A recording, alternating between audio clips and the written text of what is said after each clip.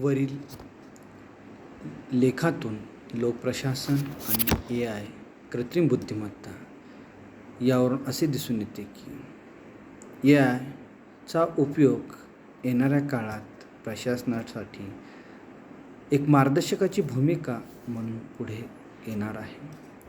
प्रशासनात धोरण तयार करणे, विविध विषयामध्ये सहकार्य वाढवणे आणि नवनवीन AI तंत्रज्ञानावर शिक्षण देणे अत्यंत महत्त्वाची गरज बनली आहे.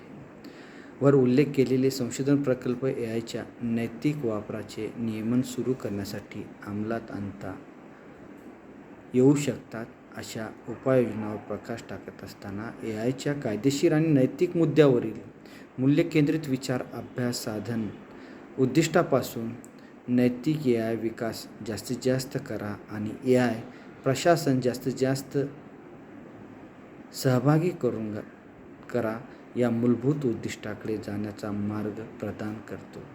वर चर्चा केलेले तिन्ही अभ्यास AIच्या भोवती सामाजिक समस्येबद्दलचे आपले आकलन सुधारतील.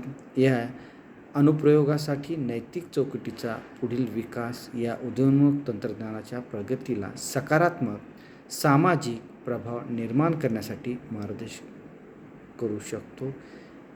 धन्यवाद.